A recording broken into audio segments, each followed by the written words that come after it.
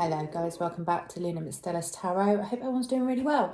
I've had a really busy couple of months, been through quite a huge change in my personal life, and things have been a bit up and down.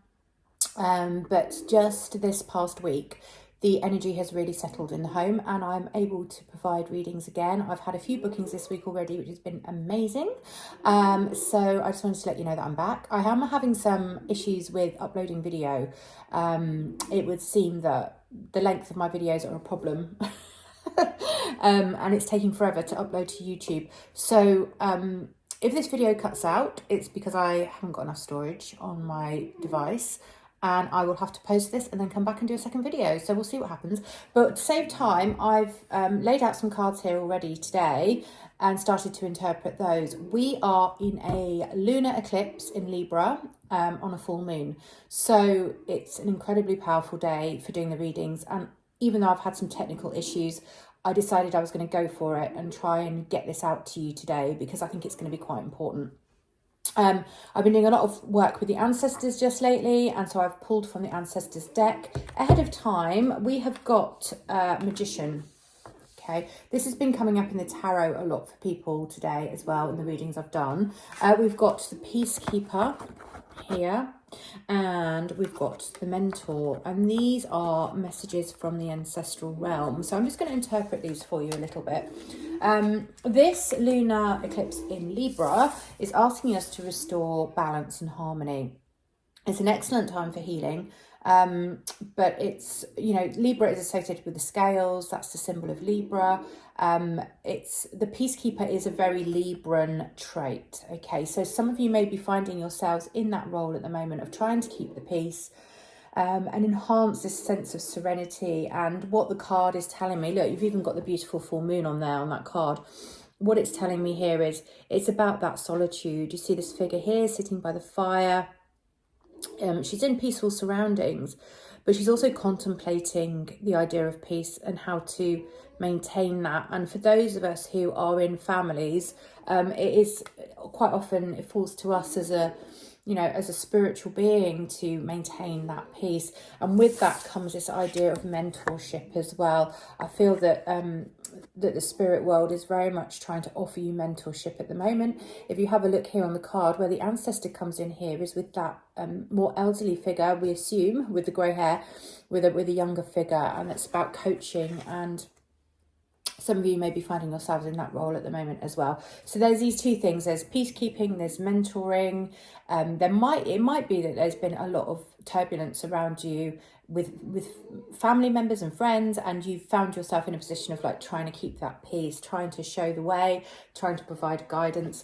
I've got the Magician, as I said. This is about conjuring and manifesting. Okay, it's a lunar eclipse. It's a really wonderful time to get in touch with those lunar energies.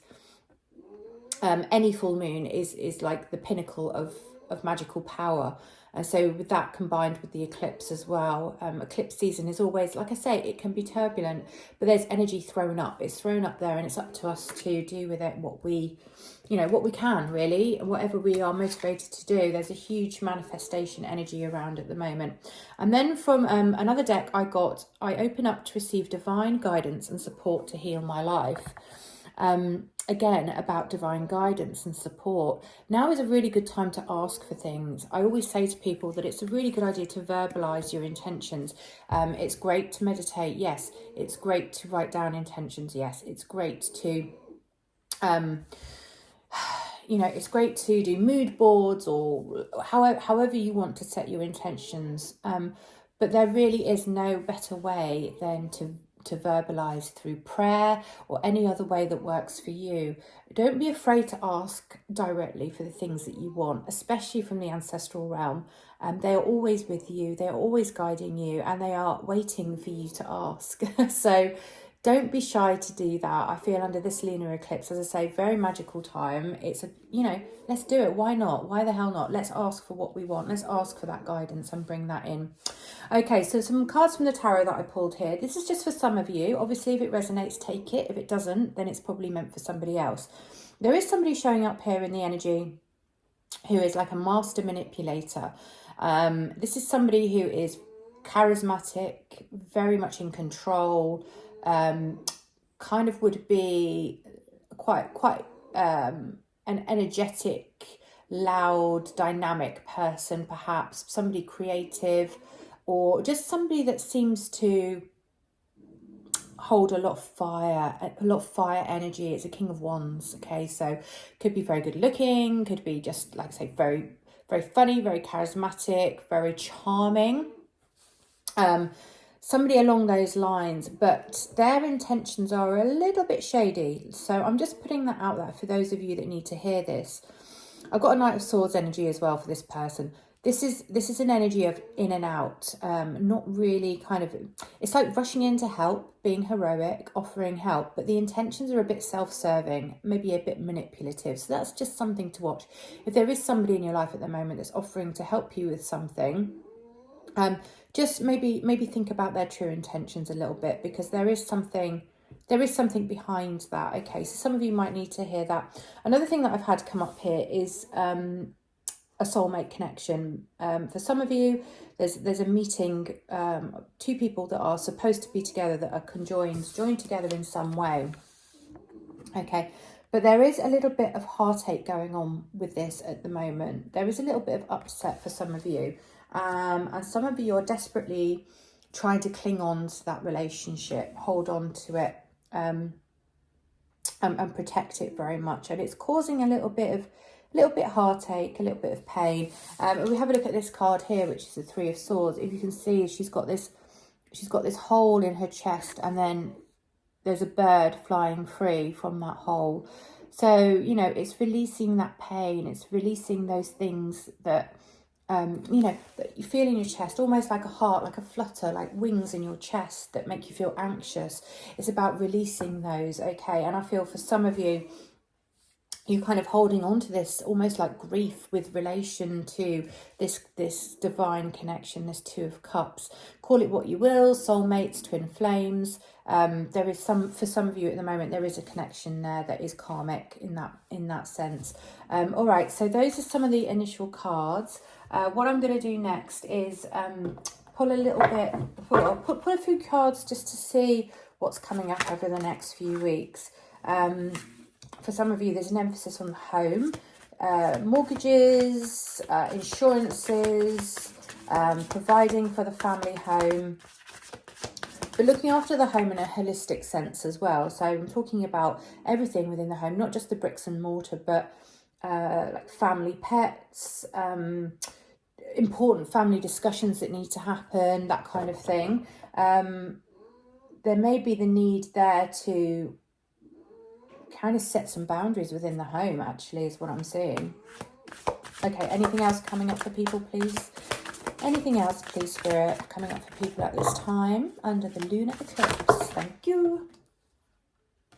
Nine of Cups and Seven of Cups. Oh, this is interesting. So there are a lot of options out there at the moment. For some of you, you're facing a dilemma where you're having to choose. You're having to choose something from like an array of options, and it can be a bit confusing. There is some illusion there. If you look at this character, they're wearing a mask, okay? So there's a little bit of, it could seem like deception to you, but the fact is that you just don't really know what to choose.